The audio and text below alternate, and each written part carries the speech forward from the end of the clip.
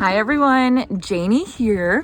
Welcome back to my flower field. I know it's been quite a while since I've been out here. Things have just been so crazy busy at home, at my garden at home with the garden tour. And I just made the decision that I wanted to focus on that.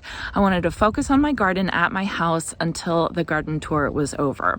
The Pence Gallery garden tour, it was a big garden tour in my town that I was in last Sunday, and it went so wonderfully. It was just such a fantastic day. I couldn't have asked for a better turnout, better weather. I mean, it was one of the most wonderful days of my life. And I really enjoyed meeting all of you that came to see my garden.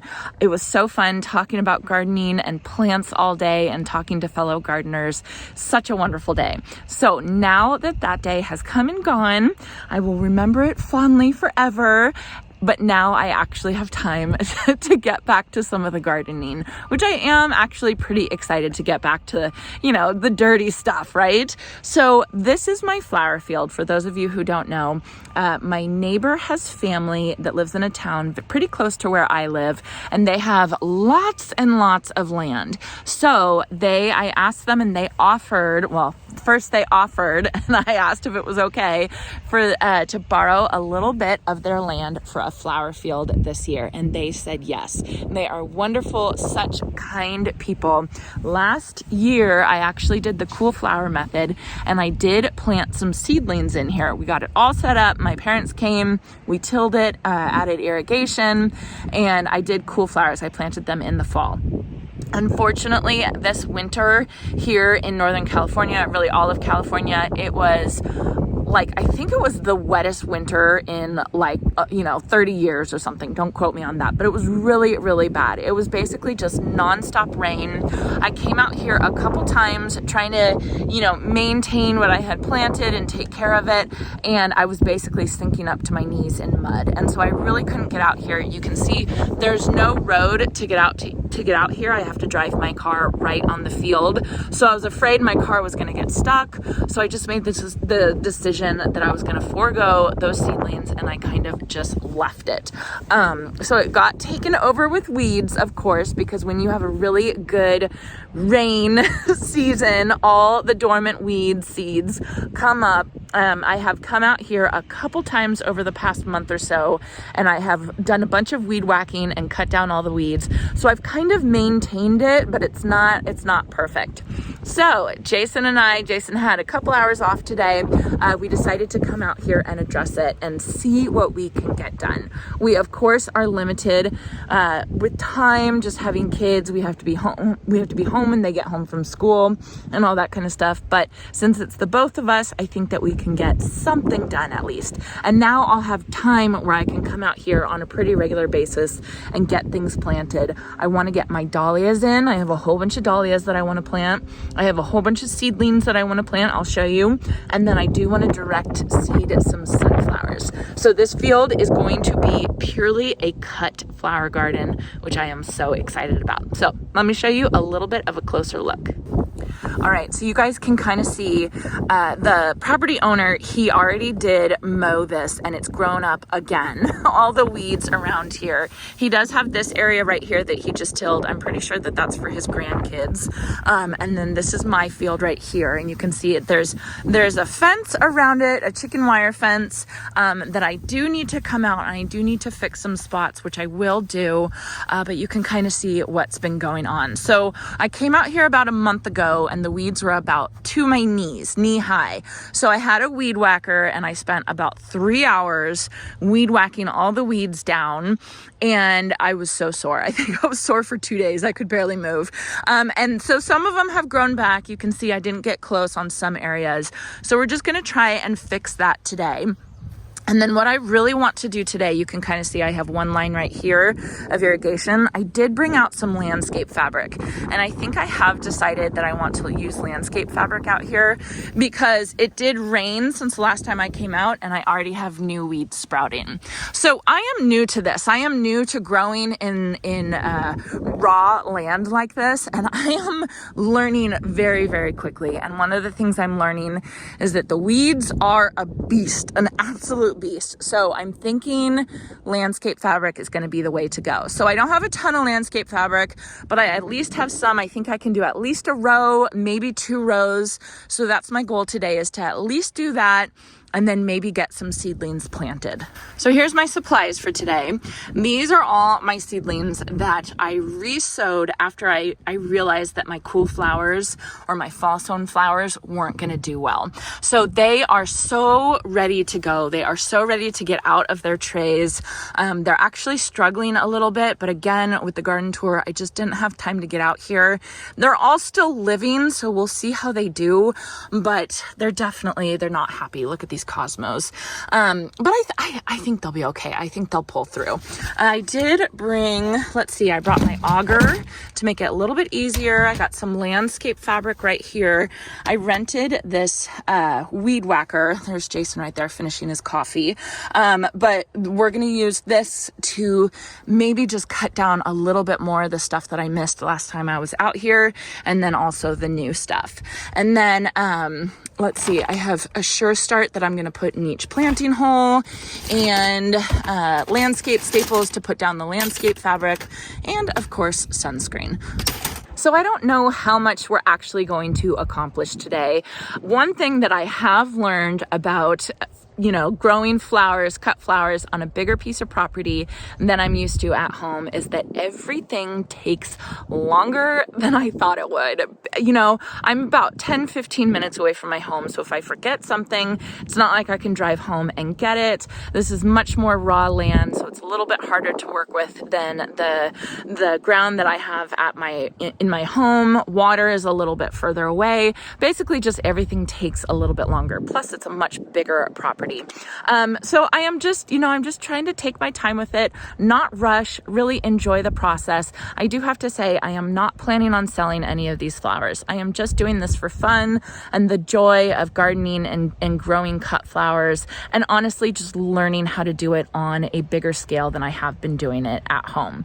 All right. So whatever we get done today, I'm really hoping that I get some of those seedlings in, because they are struggling. But we'll see what happens. So yeah, so we'll just go. We are limited to time, like I said, having to pick the girls up after school. But that it does give us a couple hours, and I think because it's the both of us, I think we'll be able to get something done. All right, so let's get started.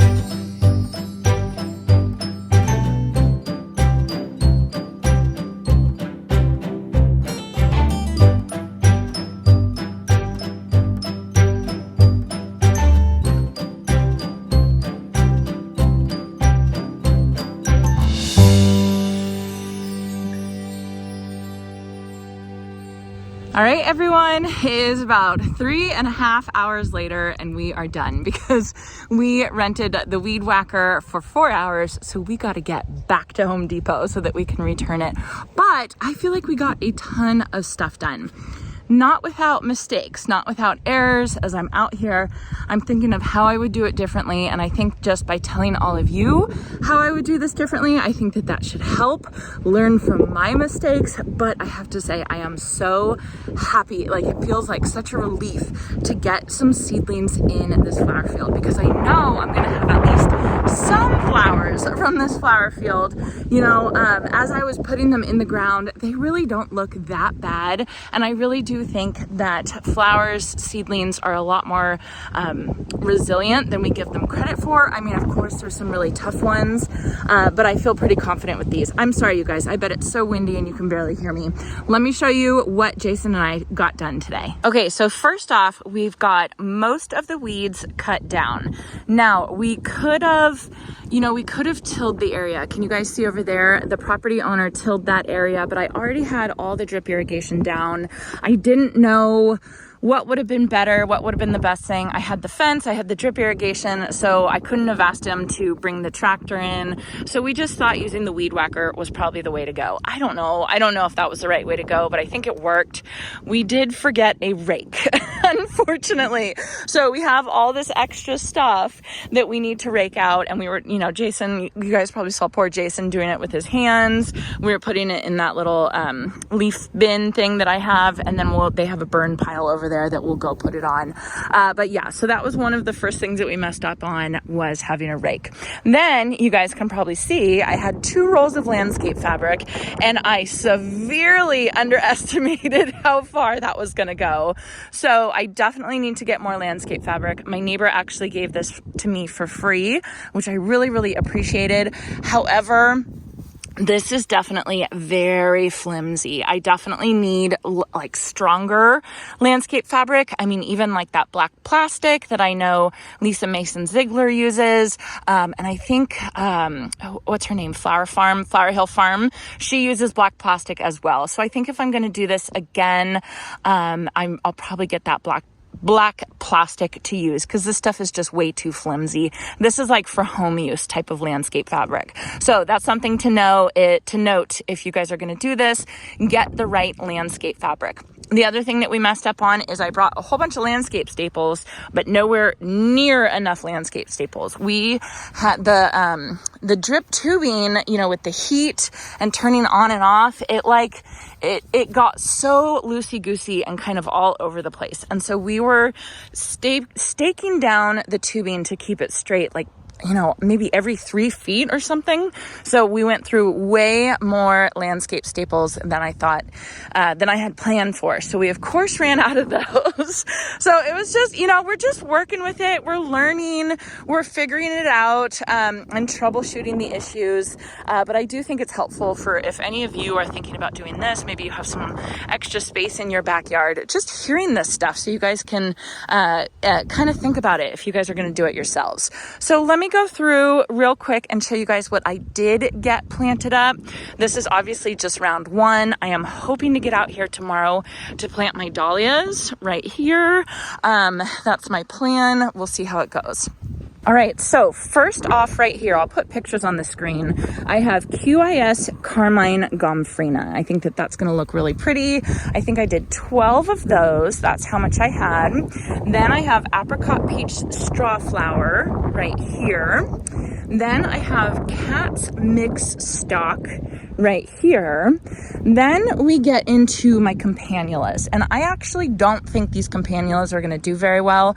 I only put 8 of them in. I did 4 lavender and 4 white because I think these were put in too late. I think I should have fall sown these, which I did, but of course I lost them to the weeds over the winter and fall.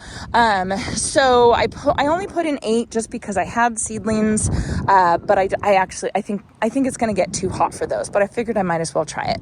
And then I have these giant orange marigolds that I'm so excited about, and then a couple of the yellow ones. I am putting a lot of the yellow ones in my veggie garden, kind of copying Michael Glassman's veggie garden.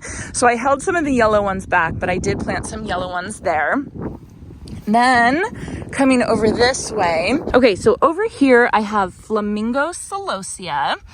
They are so tiny, and I think that they're so tiny because it's been so cold, and I know celosia likes the heat. So we'll see how these do once they're out here in like full sun. It's going to be all day sun and heat. We're going to get really hot next week.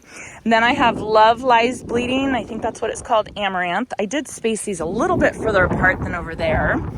Rubenza Cosmo, and what was this called? Sensation Mix Cosmo. Then you guys can see that I ran out of landscape fabric, and I had this Mahogany Splendor Hibiscus that actually look pretty good. And as I was talking to Robbie from Visit Our Garden, who does cut flower gardening, he was telling me how massive and giant these things get. So I figured I would try it without the landscape fabric, since they already are, 6 inches tall or so. Maybe they'll just kind of outgrow the weeds from now on. So we'll just I'll watch that and see how that does. And I did the same thing over here with my Mrs. Burns Lemon Basil right here, and then my Green Mist Ami right here. I am so sorry about the wind, you guys. It just started picking up, and I hope you guys can hear me. The only thing I didn't get in was my Lisianthus, but look at how good the Lisianthus look. They are ready to go in. I have a couple leftover zinnias from my cut flower garden at home. And what is this? Oh, this is Persian cress. I didn't get those in either. So the other thing that I forgot today as we came out here, I grabbed my labels, my white labels, and then I grabbed a pen, a marker that I thought was my garden marker, but it ended up being just this really cheapo permanent marker that came with labels, the labels that I used for my garden tour. So I know that marker is going to wear off in no time. And so I have the garden marker at home, so I just have to come back and I have to fix all my labels.